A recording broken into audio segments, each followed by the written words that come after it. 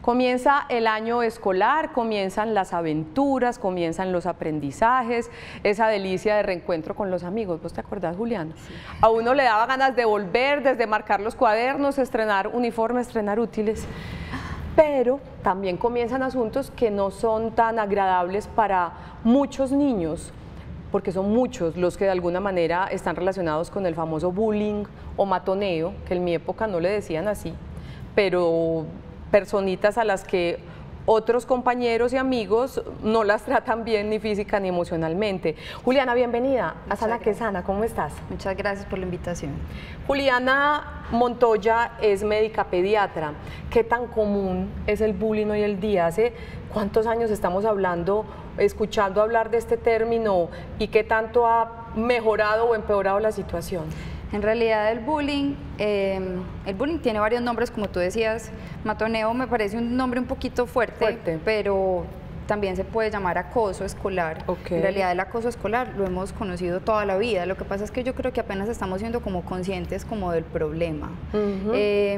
Y el tema con el acoso escolar es que ha ido evolucionando, porque ya no es solamente acoso o molestar a un niño dentro del colegio o en el salón, en el corredor, sino que ya también estamos hablando del acoso en redes sociales. El ciberacoso. El ciberacoso, que este es un tema que ya se va saliendo un poquito más de control, porque ya no es solamente cuando estamos en el colegio, sino que es algo que puede pasar en cualquier momento del día.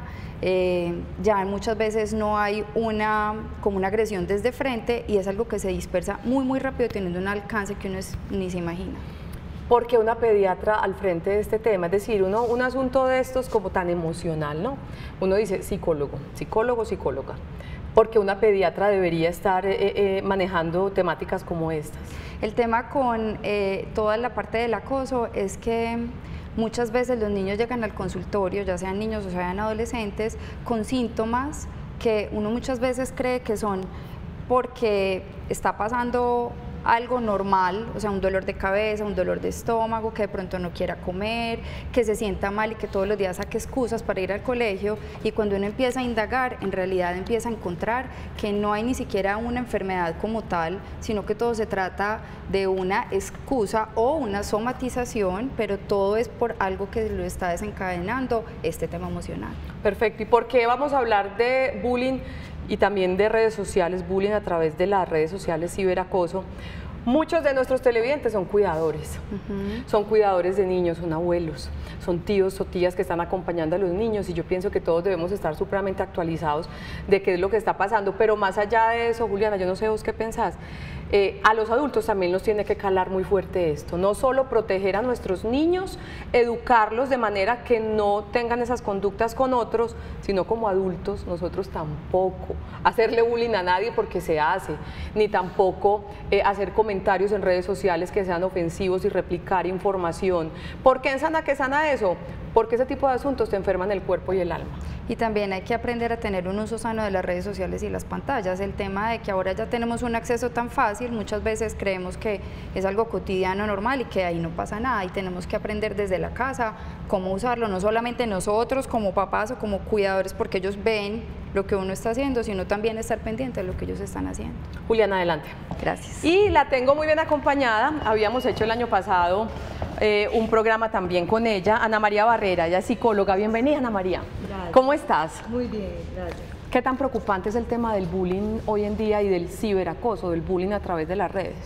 Sí, como decías ahorita, Olga, cuando conversabas con Juliana, es un problema que nos compete a todos, ¿cierto? Desde lo profesionalmente hablando, desde la psicología, porque obviamente las consecuencias a nivel psicológico se ven muy marcadas en esos niños y en esos adolescentes, a nivel fisiológico, porque llegan a donde los médicos, donde los pediatras, también con quejas a nivel físico, y a nivel laboral, ¿cierto? Porque esto ya implica problemas laborales, ¿cierto? Que se tiene que ir uno a demandar, a juicios. Entonces es un problema que va cogiendo cada vez forma, fondo, y que hay que pararle bolas a tiempo. Bueno, voy a preguntarle esto a cada una. Síntomas físicos de un posible bullying o un ciberacoso y síntomas emocionales, aunque ya nos habías dicho algo, Juliana. Si te parece, empecemos como por síntomas físicos de alguna manera. El tema con el acoso es que causa mucha angustia en el niño, sobre todo cuando el niño es víctima. El tema con el acoso o los síntomas que uno se da cuenta son en el niño que es víctima del acoso. Entonces esos niños empiezan a presentar síntomas que son los más frecuentes, son dolor de estómago, que son síntomas que también los presentamos los adultos cuando estamos ansiosos o cuando estamos tristes, dolores de cabeza, no tienen ganas de hacer las cosas, dejan de jugar, quieren estar todo el tiempo acostados, empiezan a presentar muchas veces mareo, alteraciones en el sueño.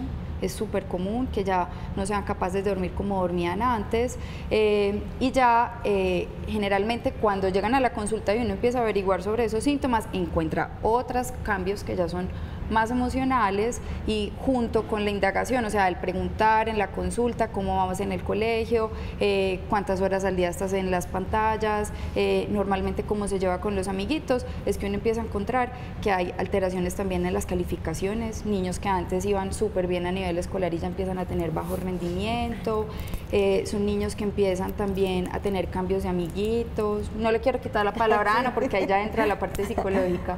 Bueno, entre los síntomas emocionales, cuando son muy pequeños, empiezan a hacer retrocesos en procesos de desarrollo que ya tenían listos y entonces, por decir algo, retroceso en control de esfínteres, retroceso en la alimentación, se orinan en la cama, terrores nocturnos, miedos frecuentes y asociado a esto, ya cuando son preadolescentes y adolescentes, entonces esas angustias, esos miedos, a lo que antes no le temía ya le teme, ansiedad, estrés todo el tiempo, no quiero ir al colegio, esa es una de las manifestaciones más grandes, no quiero ir al colegio, es que no me gusta, es que en realidad el colegio no es chévere, es que me da frío, es que en el colegio no me siento bien con esta profesora, entonces empiezan a sacar un montón de excusas, se soluciona uno el problema de la profesora, pero no era por el lado de la profesora, sino por el lado del compañerito, entonces ahí empieza a indagar, como decía ahorita Juli, y ahí es cuando se va encontrando uno otra clase, otras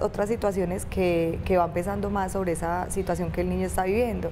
A nivel emocional ellos se encierran en un cuarto porque a veces les da pena contarle a su papá, les da pena contarle a su mamá o lo que decía Olguita pues al principio del programa, contarle a esa abuela o a ese abuelo que son esos cuidadores que están es para cuidar y muchas veces para consentir a ese nieto, entonces les da pena contarles porque no se saben defender, entonces piensan que es que el adulto los va a tachar por esto, ¿cierto? Es que como no te sabes defender, es que mira, te se encierran en el cuarto, lloran con frecuencia, se ponen muy tristes, se aíslan socialmente, entonces en las reuniones familiares vemos también al niño aislado, al niño que prefiere estar a un lado y no compartir mucho con el resto de las personas. Hay muchos síntomas. Perfecto. Y hay algo también importante y es, pues, también dependiendo de la edad que tenga el niño. Hay algo especial con los adolescentes y es que como uno cree que en la adolescencia hay muchos cambios emocionales, muchas de las cosas que los adolescentes presentan, que son víctimas del acoso, empiezan a manifestar y uno no les para bolas. Entonces empiezan a tener trastornos de la alimentación, uno ve niños o niñas que empiezan a tener anorexia, empiezan a tener bulimia, empiezan a tener abuso de drogas, consumo de alcohol, muchas veces llegan a la consulta porque los papás se dieron cuenta que estaban consumiendo algo y los llevan es por esto, y también llegan hasta el punto de tener ideas suicidas o tener pues como tentativas de suicidio, que es lo que uno no quisiera que llegaran, o sea, todo el tema de la prevención debería estar enfocado a que no lleguemos hasta ese punto porque podríamos ya llegar a provocar la muerte. ¿Por qué es tan difícil para ellos hablar? Tristemente uno ha visto historias, creo que aquí también nacionales, pero recuerdo más de videos de historias en otros países, en España, de historias muy tristes que han terminado en suicidio, niños de 8 o 9 años, se demoraron mucho en hablar y su familia no tenía ni idea. Vi un documental en particular que la mamá lloraba y decía, yo no sabía, y yo soy mamá a tiempo completo, y él parecía un niño feliz y de un momento a otro esto pasó. ¿Por qué es tan difícil para los niños hablar de eso y verbalizarlo a un adulto que puede ayudarle? Ahí hay muchas cosas en el tintero y el tema es que cuando uno se pone a investigar, que incluso hablaba con Ana eso al inicio, antes de que empezáramos el programa, que hay estudios incluso que muestran que muchos de los niños que son víctimas o que incluso hacen bullying tienen un pobre sustento familiar. O sea, la mamá o el papá probablemente creen que por estar siendo muy generosos con los niños en cosas, muchas veces no alcanzan en realidad a suplir las necesidades que tiene ese niño en ese momento de su vida. El acompañamiento 100% y una buena comunicación. Las mamás y los papás o los cuidadores tienen que estar comunicando los sentimientos, o sea, enseñarle a los niños a expresarse, a que si el niño cuenta algo no va a ser juzgado, ni tampoco va a ser regañado ni castigado inmediatamente por este tipo de situaciones, porque eso lo que hace antes es ponerlos mucho más herméticos. Y cuando ya el niño es víctima o el adolescente es víctima como del acoso, les da temor pues como alzar la mano y contar lo que está pasando, porque les da miedo ser o juzgados o ya son un objeto de burlas y no quieren volver a pasar por el mismo dolor de que si yo expongo o le cuento a mi mamá o a mi papá lo que está pasando, entonces no se lo van a tomar bien o van a pensar que está pasando todo esto por mi culpa. O van a poner la queja en el colegio y me hacen quedar mal. Exacto, y se pone peor, entonces ponen la queja, entonces hay otra repercusión peor de parte de los amiguitos o de los compañeros que están haciendo este tema de la burla. No hemos abierto nuestro WhatsApp, claro que sí, está dispuesto para ustedes, es el 305-316-6560. Ahí está ese número. Hoy estamos hablando de bullying presencial y bullying ciberacoso a través de las redes sociales con nuestras dos invitadas, que son Juliana Montoya, pediatra, y Ana María Barrera, psicóloga. Utilizaste ahora, Ana María, una palabra, cómo defenderse. Entonces, como yo siempre vengo a hablar de mis historias, y uno le dice a los hijos, a ver, te trataron mal, argumenta, habla con él, dile que eso no está bien, que no puede violentarte de esa manera. Y entonces no lo he escuchado de mi hijo, pero sí de otras personas, pero se lo he dicho 1, 2, 3, 4 veces a las buenas, entonces ¿qué hago? Y no falta generalmente el papá macho que dice, defiéndase. No se deje. O sea, uno, ¿cómo hace para enseñarles a manejar la situación sin permitir que se perpetúe, pero tampoco igualándose a ese asunto violento, llámese empujón, llámese burla? ¿Cómo se pueden defender los niños? ¿Qué hacer? Sí, la mayoría de las veces encontramos papás que llegan a consulta contando, diciendo pues que por favor les ayudemos a tener herramientas a los niños para defenderse. Eso. Que ya los metieron, incluso los meten a deportes de contacto, que porque esa es la solución, que el papá pues dice que no se la deje montar o que ya no se aguantan más, y que definitivamente yo le di el consejo a mi niña o a mi niño de que le pegue también igual, que es que la profe no está haciendo nada, bueno, en fin. Entonces lo que dices ahí es muy importante, Olga, y es siempre empoderar al niño. O sea, empoderarlo a nivel personal para que él fortalezca su autoestima, se sienta empoderado para defenderse, para que sea un niño asertivo.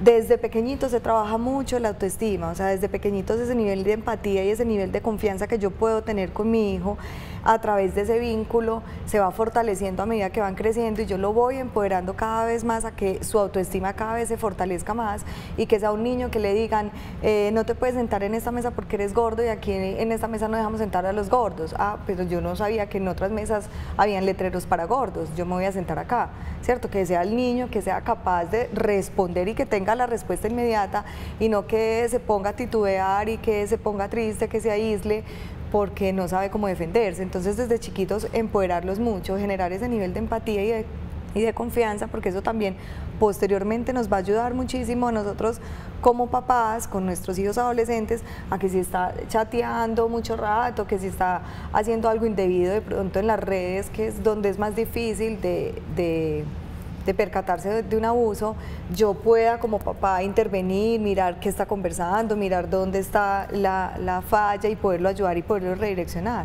Pero eso se va construyendo desde pequeños. Claro, la famosa autoestima. Sí. Que ojalá hubiera fórmula para eso, pero de alguna manera sí la hay, con las cosas que ustedes me han dicho. ¿Qué decirle a los victimarios? Suena muy horrible esa palabra, pero sí, a los niños que le hacen bullying, porque yo siempre lo he dicho, que uno como madre o como padre, como cuidador, como abuelo o abuela, no debe estar pendiente únicamente de que su hijo no sea víctima del acoso, sino también muy pendiente de que su hijo no sea el que lo esté produciendo. ¿Qué decir de esa parte, Juliana?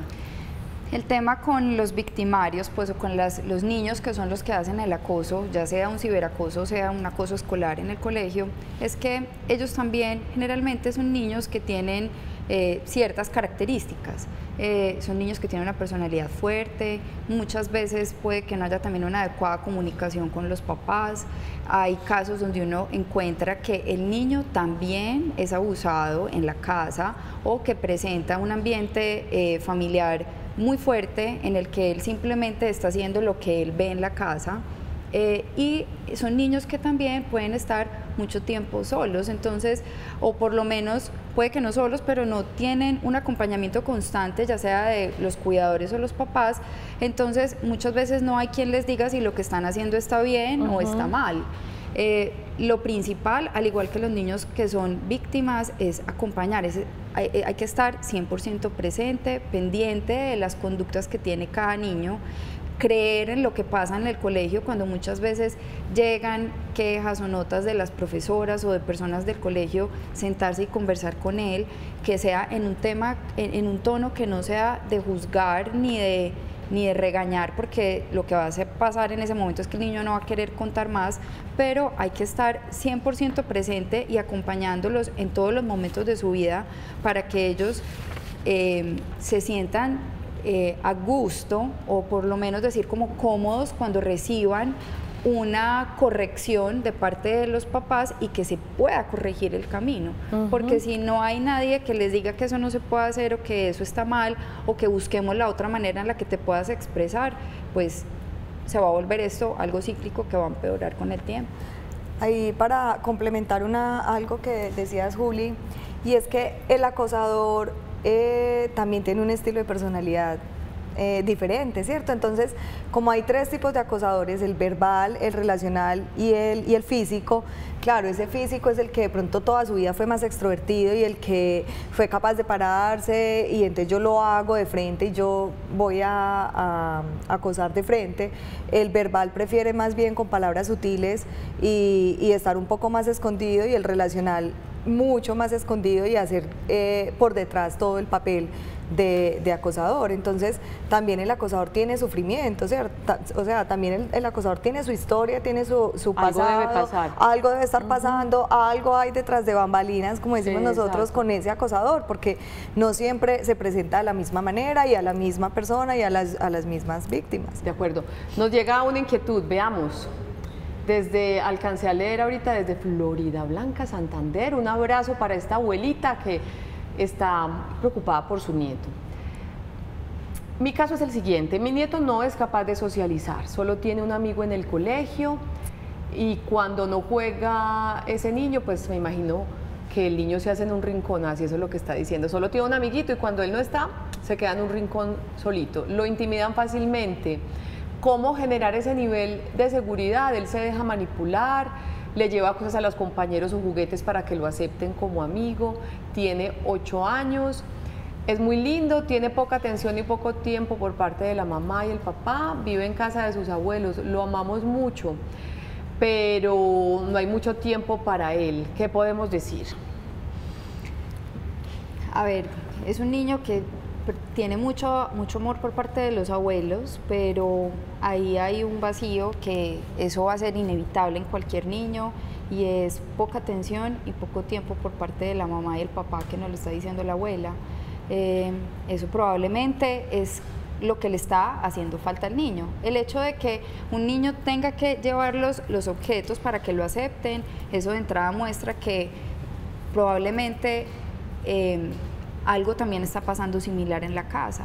Lo que hablaba ahorita con los papás, que no es necesario que sean generosos en cosas, no es que si una mamá de pronto tiene un trabajo de largo tiempo, pues llegar a la casa siempre con un regalo para que el niño lo acepte, no, es llegamos a la casa y vamos a estar pendientes en este poco tiempo que tengo contigo, porque estuve todo el tiempo trabajando, en ver cómo estás, en conversar, en jugar con él, en tener tiempo con él, tiempo fuera del celular, porque muchas veces los papás llegan a estar pendientes del celular, y empezarle a transmitir ese amor al niño para que el niño se sienta amado también por parte de los papás.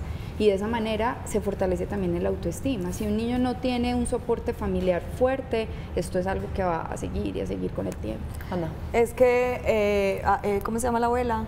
No digo el nombre. Bueno, mira, pues es que acá también los papás a veces confundimos mucho ese término de tiempo de calidad, ¿cierto? Entonces pensamos que tiempo de calidad es que yo voy a estar 5 minutos súper bien con mi niño y ya, 10 minutos súper bien con el niño, y tiempo de calidad en 5 minutos, en 10 minutos no se puede tener, porque es que yo necesito un tiempo prudente para acompañar esos procesos, para saber qué gustos tiene mi hijo, para saber cuál es su color preferido, para saber si es un niño líder o no y cómo encaminar ese proceso, para saber cómo le puedo ayudar si se está presentando alguna dificultad. Y a veces los papás reconocen, ¿verdad? Sí, yo pienso que estoy todo el tiempo con mi hijo, porque yo lo recojo con mi hijo o con mi hija, porque lo recojo en el colegio, me voy entonces a mercar con él, hago las vueltas del banco, luego me acompaña a la peluquería, luego hacemos un par de vueltas, llegamos a casa, ya empieza la hora de la dormida, lo arreglo para dormirse, ya llega el papá lee el libro y hasta luego, pero yo estuve toda la tarde con mi hijo. Ausente. Exacto, entonces ahí en realidad no hubo un acompañamiento, porque yo mientras que estaba en la peluquería, mi hijo estaba conectado con el celular. De pronto cuando estaba en el mercado también vemos a esos niños que entonces les entregan el celular para yo poder estar mercando y recogiendo las cosas, teniéndolo distraído. Pero entonces pensábamos que de pronto ese fue el tiempo que invertí toda una tarde y no. Entonces este tiempo de calidad sí tiene que ser en realidad calidad. Perfecto. A los 8 años sí que hay que estar cultivando la autoestima a los niños, ¿cierto? Y por lo que yo he aprendido de estas especialistas es el amor del núcleo familiar, lo que más fortalece esa autoestima. Y el amor se da con tiempo, con dedicación, entre otras cosas. Y este tema es tan importante que por primera vez en Sana que Sana vamos a tener un invitado abogado. Todos son médicos especialistas en salud física o emocional, pero hoy tenemos un abogado en Noticias Sana que Sana.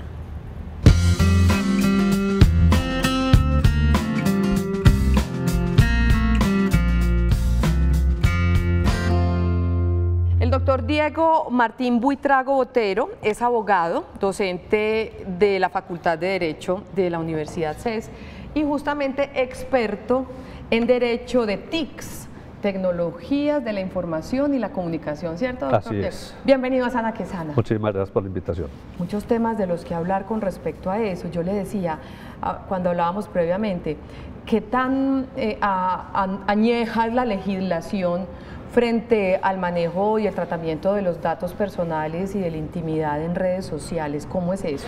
Lo que pasa es que estamos presenciando un cambio en el escenario en el que nos relacionamos, pero si hablamos de la legislación, una legislación que viene desde el derecho fundamental, desde la Constitución. Entonces hablamos de la protección de la información y de la intimidad. El tema de la intimidad que estaban hablando tanto Ana María como Juliana, del niño que es maltratado, el niño que es incomodado en su forma de ser, en su relacionamiento, tiene que ver con la intimidad de él, con su forma de ser, y cuando se empiezan a divulgar situaciones particulares, a publicarse fotos, a hacer comentarios, a decir tantas cosas que se dicen en el mundo de las redes sociales, entonces empieza a afectar la información de las personas y ya tenemos dos derechos fundamentales vulnerados.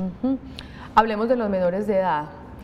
¿Qué consecuencias legales hay cuando un menor de edad amenaza, intimida, comparte información íntima, valga la redundancia, de otro menor de edad? ¿Hay consecuencias legales para un menor de edad, doctor? Claro, aquí tendríamos que pensar entonces en la edad. Si es un menor de 14 años, podríamos estar hablando del análisis de la conducta, el análisis del comportamiento, y podría pensarse en un proceso de restablecimiento del derecho. Restablecimiento del derecho que, si pensamos en la situación más grave, podría ser la pérdida de la patria potestad por parte de los padres, si la conducta, el comportamiento es tan grave. Por eso entonces lo que decían ahorita las panelistas es desde la casa que tiene que empezarse la formación, no solamente en la autoestima, situación muy valiosa, muy importante, sino en el relacionamiento social, en las consecuencias que puede tener la conducta y el comportamiento de las personas, ¿sí? Porque es que hoy día vemos en las redes sociales que estamos diciendo cualquier cosa, estamos escondidos detrás de una máquina, claro, sin dar la cara, estamos escondidos detrás de una máquina, en una red social, nadie nos ve, entonces me siento libre y legitimado para decir muchas cosas. Tiene consecuencias legales, tiene consecuencias penales, si es un mayor de 14 años. Penales, estamos hablando de cárcel. Un centro de reclusión, un centro de rehabilitación para menores cuando es mayor de 14 años y por supuesto las sanciones económicas del daño que se puede haber producido con la conducta. Cuando hacen cosas como qué, hablemos de esos mayores de 14 años.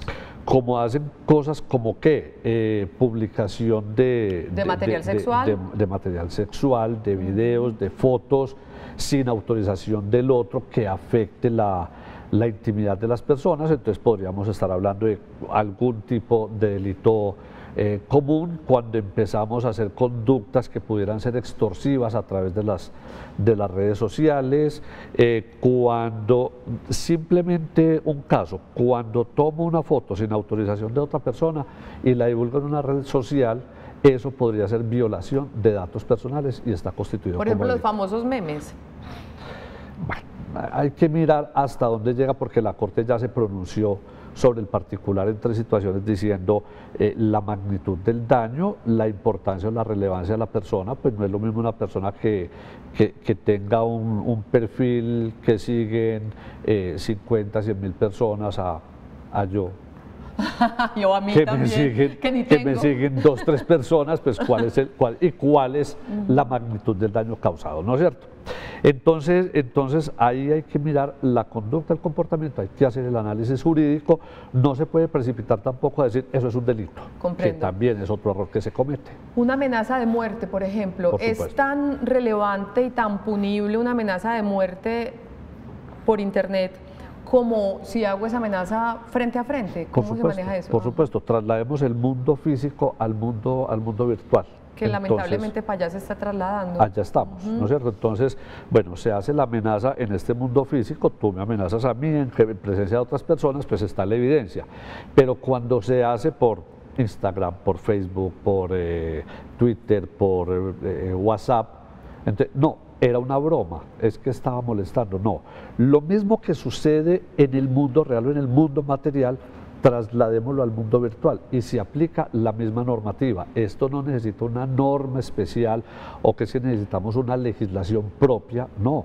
La legislación que aplicamos o la norma que aplicamos a ese mundo material real en el que estamos se aplica trasladando lo trasladable en el análisis de la conducta, pero primero hay que analizar la conducta, si hay esa consecuencia legal, económica, civil, penal, laboral, etcétera. Volviendo al ejemplo que les ponía yo ahorita, las panelistas, como usted las denominaba, alguna vez vi un documental donde un niño en España terminó tomando esta decisión de quitarse la vida por bullying y ciberacoso, por ambas cosas. Me acuerdo que su madre decía, ya después empezó a hurgar el computador del chico y había muchas burlas, muchas por internet, y él decía, es que los amiguitos lo asesinaron. En ese caso, también hay consecuencias cuando no es necesariamente la amenaza de muerte, ni la calumnia, ni el compartir información de la vida íntima. En ese caso, ¿qué se puede hacer cuando ridiculizan a alguien de tal manera que puede llevarlo a dañarle la vida? Pues todo esto dentro del análisis jurídico y dentro del análisis psicológico podría aportarse como prueba, como evidencia para poder pensar posiblemente en una inducción al suicidio, ¿no es cierto? Cómo todo lo que giraba en torno a esa persona, ese mundo virtual que le afectaba en lo psicológico, lo pudo haber llevado a tomar esa decisión. ¿Y quién fue determinante en tomar esa decisión? Es decir, si fue de tal manera que se instigó y se evidenció para poderlo llevar allá, pues podría, en los Estados Unidos hay casos donde hay juzgamientos por ese tipo de situaciones donde se lleva a una persona a cometer o a hacer el acto del suicidio y entonces es otra persona que lo llevó allá. Entonces tenemos muy importante para los papás pues que tengan el relacionamiento con los hijos, conocer sus redes sociales, conocer el mundo con el que se relacionan para poder entender todas esas problemáticas silenciosas que se dan en las redes sociales, porque esto es silencioso. Lo que tú dices, al final del día uno dice, yo no me había dado cuenta de lo que estaba pasando, ¿sí? Y detrás de eso había un mundo jurídico, una problemática jurídica que puede incidir en el comportamiento de una persona. ¿Ante qué instancia uno debe, no sé si se llama demandar o buscar ayuda cuando está siendo víctima de un ciberacoso o su chico, su pequeño también lo está haciendo? ¿Uno qué debe hacer? Bueno, depende de las circunstancias. Si nos vamos a lo penal y estamos hablando de menores de edad, estaríamos hablando del bienestar familiar, estaríamos hablando de la Policía de Infancia y Adolescencia, podríamos estar hablando de Comisaría de Familia o podríamos estar hablando inclusive de Fiscalía General de la Nación.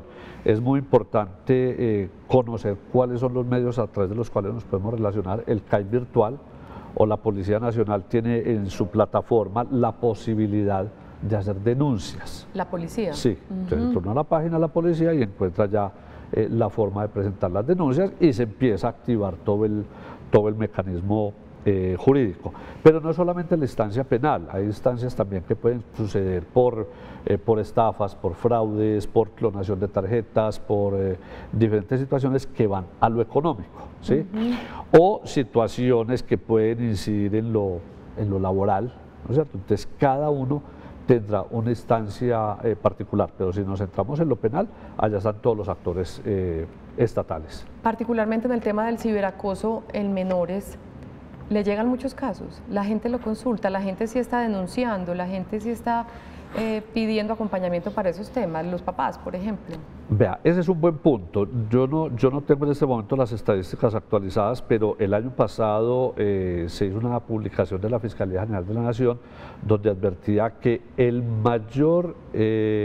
los mayores casos de delitos que se estaban presentando hoy día son delitos informáticos, ¿cierto?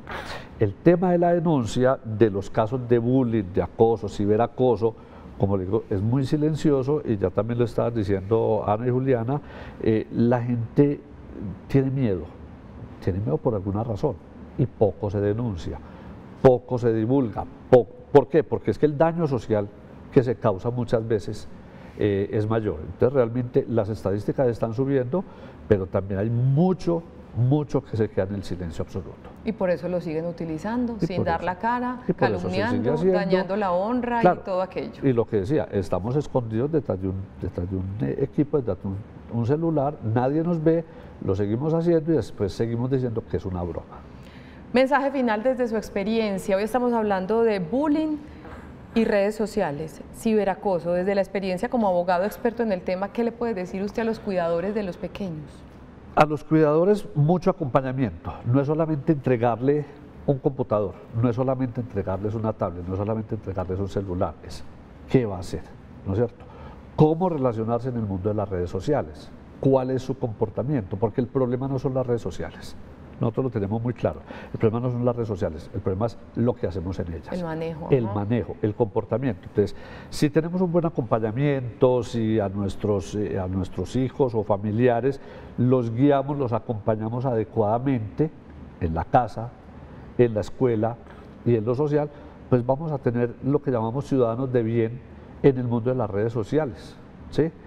Pero si los dejamos ahí a disposición de cualquier cosa y a seguir a cualquier persona que muchas veces no sabemos, a estos que hoy día se llaman influencer, ¿quién es ese influencer? Si es un influencer positivo o negativo, ¿qué es un positivo, qué es un negativo? Muchas veces los estamos dejando para que en esas redes sociales conozcan el mundo y posiblemente no es lo más adecuado. Entonces a los cuidadores y por supuesto en la escuela, acompañamiento, guía, ilustración, capacitación, enseñanza del comportamiento en las redes sociales, protección de la información, qué publico, qué divulgo, porque el primer responsable soy yo. Yo soy el que publico, yo soy el que me pongo en público.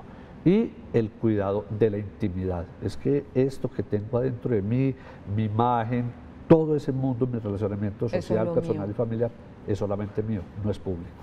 Ahí está, doctor Diego Martín Buitrago Botero, abogado y docente de la Facultad de Derecho del CES. Gracias por estar con nosotros. A ustedes por la invitación. Y gracias por esas recomendaciones tan importantes. Entonces, ojo, pues, no es tan inofensivo, tan inocuo este asunto de amenazar, de compartir información que no es suya, sino de la otra persona, esto de burlarse. Si no lo hace por convicción, hágalo por susto, porque hay consecuencias también legales que pueden, en las que usted o su chiquito puede incurrir.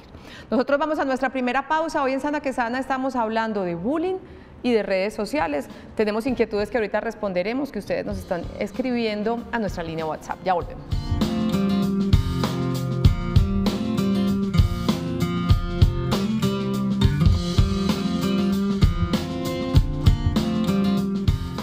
Regresamos a Sana que Sana. Nuestro tema de hoy es el bullying y también el ciberacoso, el bullying a través de las redes sociales. Síntomas del bullying, algunos de ellos: faltas frecuentes al colegio, irritabilidad, ansiedad, depresión, aislamiento social. Y tenemos preguntas de nuestros televidentes que vamos a resolver con nuestras dos invitadas.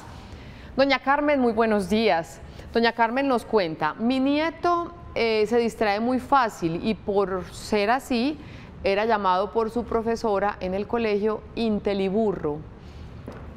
Dios santo, sus padres hicieron todo el proceso siguiendo los conductos regulares dentro y fuera del colegio, profesor, coordinación, rectoría. Actualmente se está tratando por neuropsicología y psicología. Aquí entramos a hablar de un punto muy teso con relación a los educadores, ¿no? Pues primera vez que yo escucho algo así. Yo iba a preguntar e iba a meter el tema de los educadores frente a cómo los educadores deben ayudar y direccionar estos asuntos. Jamás había pensado que el del bullying, el que lo origine, sea un profesor. ¿Qué podemos decir, Ana? Yo leía precisamente una historia también sobre un testimonio sobre un hombre pues que ya es adulto y sufrió bullying cuando estaba adolescente en el colegio, y era por parte de sus profesores. Entonces él decía que muchas veces los profesores simplemente decían que eso son pilatunas, ¿cierto? Que de pronto la homofobia, el acoso, todo esto son pilatunas y que no hay que pararle tantas bolas, y por eso de pronto pasa desapercibido ese bullying, ese acoso, y continúa hasta que coge fondo. Y mira, pues ya este niño está en neuropsicología, en psicología, quiere decir que ha cogido bastante fondo, como tú mencionabas ahora, y acá ya hay que acudir entonces a entidades legales, ¿cierto? Como nos decía ahorita el abogado, si en el colegio no se está de pronto haciendo algo, o precisamente salido del colegio ese bullying, ir a lo legal, a ver qué se puede hacer desde ahí, porque no es solamente el problema del niño. Y a la profesora decirle que cambie de profesión inmediatamente, pues, porque por sí, Dios, claro. ¿cómo es posible? Esa es la cosa. Sí. Es que yo pienso que el tema con los adultos, el papel de los adultos en la prevención del bullying, es que tenemos que ser conscientes que somos adultos, que somos personas que tenemos autocontrol, que somos capaces de racionar y pensar si lo que está pasando está bien o no, y de corregir. O sea, tenemos un niño a cargo y esta profesora tiene muchos niños a cargo, entonces esto hace parte de la prevención. O sea, nosotros tenemos que dar ejemplo, tenemos que enseñarle al niño cómo es que se relaciona uno bien con las personas, cómo es que se tratan a las personas, y no poner a las personas en un objetivo de burla, ya sea desde la casa o desde el colegio, porque, o sea, si la profesora lo hace, los otros amiguitos van a pensar que es normal y eso se va a volver algo general. Porque yo me he dado cuenta que en los colegios reaccionan muy bien, son, o por lo menos el colegio que estudió mi hija y en el que estudia mi hijo ahora, no solo hablan de prevención y tienen charlas permanentes con relación a la prevención del bullying y hablan de frente con los niños de ese asunto, sino que cuando se detecta algo, el conducto regular es, por favor, y eso hay que decírselo mucho a los niños, yo se lo digo mucho al mío: callar, omitir, no contar que le están haciendo bullying a tu amigo es tan grave como si tú eres cómplice, estás haciendo parte de eso. Yo siempre le digo, yo sé que ponerse en evidencia no es fácil, hazlo pasito, anónimamente, está pasando esto. Y en ese colegio pasa en particular y hacen reuniones y hablan de frente con los niños y han hecho estrategias muy bonitas con relación al bullying. ¿Qué decirle a las instituciones educativas frente al manejo del acoso? Sí, mira, yo trabajé también en un colegio, 5 años desde preescolar y era lo que yo mencionaba ahora, desde la primera infancia. Yo trabajé como psicóloga de preescolar y desde ahí yo me acuerdo pues que en maternal hacíamos charlas con psicólogos externos, con profesionales externos, desde el autocuidado, del trabajo de la autoestima, del manejo de todo esto de las redes sociales, para los papás, cómo lo iban a manejar, la información, el manejo de los chats, entre ellos cómo iban a usar esos chats, luego en pre-kinder, en kinder, en transición reforzábamos el tema, habían programas a nivel institucional para el manejo del autocuidado, de la sexualidad también, de la autoestima, y se trabajaba desde psicología en compañía de la mano de dirección. Y yo pienso que en los colegios deben implementar esto desde pequeños. Es que esto no es un tema que llegó a la adolescencia, entonces este niño está siendo atacado, está siendo acosado, ¿qué vamos a hacer? No, ¿qué hemos hecho desde que empezó el primer año? Si era un niño que a nivel físico tenía alguna diferencia en cuanto a los otros niños, ¿qué vamos a hacer con ese niño? O estos papás acudieron al principio a esa institución a mirar cómo íbamos a hacer un trabajo mancomunado, porque es que esto es un trabajo mancomunado, papás, institución, psicólogo, neuropsicólogo. Esto no es que saco al niño, lo llevan del neuropsicólogo y ya, no. ¿Qué vamos a hacer todos para que este niño esté mejor? Perfecto. Una pregunta para Juliana antes de nuestro segundo corte. Buenos días también para ti. ¿Qué preguntas le puedo hacer al niño para detectar si le están haciendo bullying? ¿Se presenta más o menos en colegios públicos o privados? No, en realidad eso es un tema general sí. y el tema del bullying es un tema de salud pública en todo el mundo, tanto el que pasa dentro del colegio como el ciberacoso. Pues, ¿qué se le puede preguntar? Yo siempre les pregunto, o sea, en la consulta de control es importante que los papás sepan que los niños no van al pediatra solamente o al médico solamente cuando están enfermos, sino que también es importante hacer consultas de control, porque en este tipo de consultas es que conversamos cómo va el niño en el colegio, cómo va el rendimiento escolar, y uno le pregunta al niño cómo se está sintiendo en el colegio, si pasas rico, qué haces en los descansos, cuéntame cómo se llaman tus amigos, y con este tipo de situaciones simplemente uno preguntando, cuéntame cómo vas en el colegio, los niños empiezan a decir, no me gusta ir, prefiero quedarme en la casa, no tengo amiguitos, prefiero estar en la casa todo el día, no me gusta la profesora, y los niños cuentan. Y empieza uno a hurgar, a meterse, empiezan a averiguar. Algo que sí me parece importante ahorita que estamos hablando de qué hacer es hablar no solamente de la prevención como los adultos acompañando al niño que se tiene a cargo, sino que también es importante enseñarle a todos que este mundo es un mundo diverso, o sea, es un mundo y que tenemos que respetarnos las diferencias. Los niños que que tienen problemas, por ejemplo, como autismo, que son con alteraciones pues físicas, ese tipo de cosas hay que enseñarlas a aceptar y que no pasa nada. Perfecto. Vamos a nuestra segunda pausa, ya regresamos para seguir hablando y aprendiendo juntos sobre el tema de redes sociales y bullying, un asunto con consecuencias físicas y emocionales para nuestros pequeños. Ya volvemos.